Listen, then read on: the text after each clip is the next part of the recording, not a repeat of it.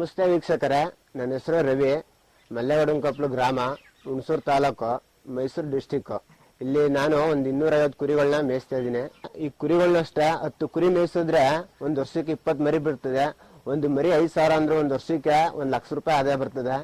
ಹಸು ಮೇಯಿಸೋ ಜೊತೆಗೆ ಈ ಕುರಿಗಳನ್ನ ಜೊತೆಲಿ ಮೇಯಿಸಿದ್ರೆ ಉಪಕಸಬು ಆಗಿ ಒಳ್ಳೆ ಸಂಪಾದನೆಯನ್ನ ಮಾಡ್ಬೋದು, ಒಳ್ಳೆ ಆದಾಯ ಇರ್ತದೆ. ರವಿ ಅವರೇ, ಈ ಕುರಿ ಸಾಕಾಣಿಕೆಯಿಂದ ನಮಗೆ ಯಾವ ರೀತಿ ಆದಾಯ ಬರುತ್ತೆ ಅಂತ ಸ್ವಲ್ಪ ತಿಳಿಸ್ಕೊಡ್ತೀರಾ? ಮೊದಲನೇದಾಗಿ ಕುರಿ ಮಾಂಸ ಸಿಗುತ್ತೆ.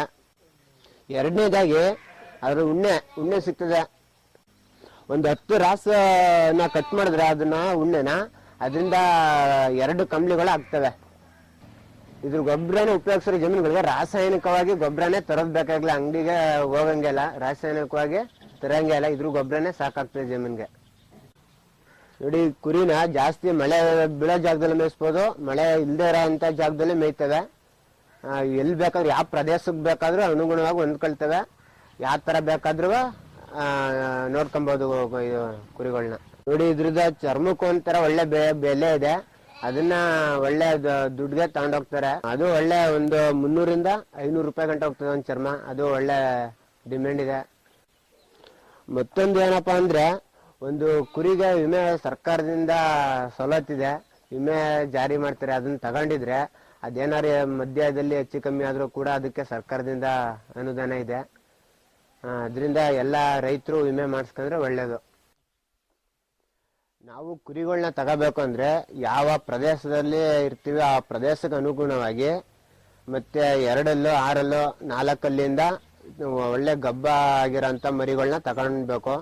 ಮತ್ತೆ ಒಳ್ಳೆ ತಳಿಯಾದ ಟಗರುಗಳನ್ನ ತಗೊಬೇಕು. ಇದನ್ನ ಬಿದಿರಿನಿಂದ ಮಾಡ್ಕೊಂಡಿದೀವಿ ಸ್ವಂತ. ಕುರಿ ಮೇಯಕ್ ಹೋಗ್ಬೇಕಂದ್ರೆ ಮರಿನ ಒಳಗಡೆ ಹಾಕಿ ಸಂಘ ಇಲ್ಲಿ ಬಿಟ್ಕೊಂಡಿರ್ತೀವಿ ಮರಿಗಳನ್ನ. ಇದು ಬಿದಿರಿನಿಂದ ಮಾಡ್ಕೊಂಡಿದೀವಿ ಪಂಜರನ. ನೋಡಿ, ಪ್ರಥಮವಾಗಿ ಕುರಿಗಳಿಗೆ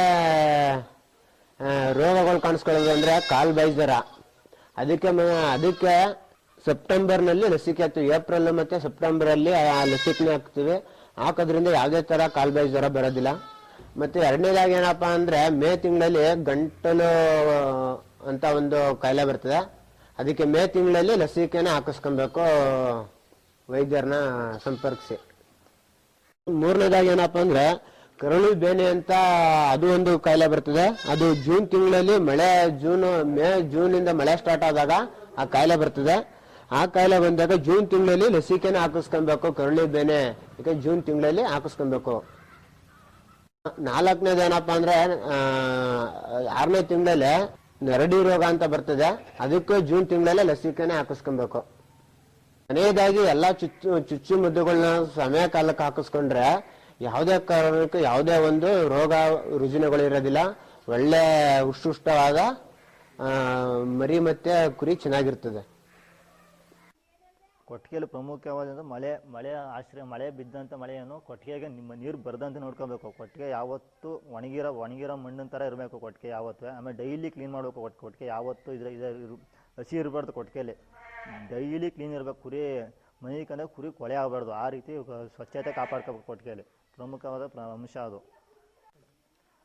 ಆಮೇಲೆ ಕೊಟ್ಟಿಗೆ ಮಳೆ ನೀರನ್ನು ಮಳೆ ನೀರು ಕೊಟ್ಟಿಗೆಗೆ ಬೀಳಬಾರ್ದು. ಆ ರೀತಿ ಮಾಡ್ಕೋಬೇಕು ಕೊಟ್ಟಿಗೆಗೆ. ಅದರಿಂದ ಸ್ಥಳೀಯವಾಗಿ ಸಿಕ್ತಂಥ ತೆಂಗಿನ ಗರಿ ಅದರಿಂದನೂ ಮಾಡ್ಕೋಬೋದು, ಇಲ್ಲ ಒಡಿಕೆ ಕಡ್ಡಿಯಿಂದನೂ ಮಾಡ್ಕೋಬೋದು. ನಾವು ಈಗ ತಗಡು ಸೀಟಿಂದ ಮಾಡಿದ್ದೀವಿ. ಇದರಿಂದ ಯಾವ ಒಂದು ಡ್ರಾಪ್ ನೀರು ಹೊರಗಡೆ ಬರೋದಿಲ್ಲ. ಅದರಿಂದ ಕೊಟ್ಟಿಗೆ ತ್ಯಾವ ಆಗ್ದಂಗೆ ಒಳ್ಳೆ ಅನುಕೂಲ ಆಗ್ತದೆ.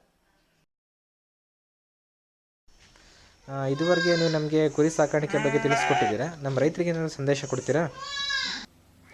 ಕುರಿ ಮೇಯಿಸೋದ್ರಿಂದ ಕುರಿ ಸಾಕೋದ್ರಿಂದ ನಮ್ಗೆ ಒಳ್ಳೆ ಆರ್ಥಿಕ ಲಾಭ ಚೆನ್ನಾಗಿದೆ, ಒಳ್ಳೆ ಆದಾಯ ಬಂದಿದೆ. ಪ್ರತಿಯೊಬ್ಬ ರೈತನೂ ಕುರಿ ಮಡಗಿದ್ರೆ ಒಳ್ಳೆ ಮಧ್ಯಮ ವರ್ಗಕ್ಕೆ ಬರ್ಬೋದು. ಕುರಿ ಮಾಡಿದ್ರೆ ಒಳ್ಳೆ ಅನುಕೂಲ ಇದೆ. ಪ್ರತಿಯೊಬ್ಬ ರೈತರಿಗೂ ಹೇಳ್ತಾ ಇದೀನಿ. ಸರ್, ನಮ್ಮ ರೈತರ ಬಗ್ಗೆ ನೀವು ಕುರಿ ಸಾಗಾಣಿಕೆ ಬಗ್ಗೆ ಒಳ್ಳೆ ಮಾಹಿತಿಯನ್ನು ತಿಳಿಸಿದ್ದೀರಾ. ಒಳ್ಳೆ ರೈತರಿಗೆ ಒಳ್ಳೆ ಅನುಕೂಲ ಆಗಂತ ಮಾತುಗಳನ್ನ ಹೇಳಿದ್ರಿ ನೀವು. ನಮ್ಮ ರೈತರ ಪರವಾಗಿ ನಿಮಗೆ ಹೃತ್ಪೂರ್ವಕ ವಂದನೆಗಳು ಸರ್. ಧನ್ಯವಾದಗಳು.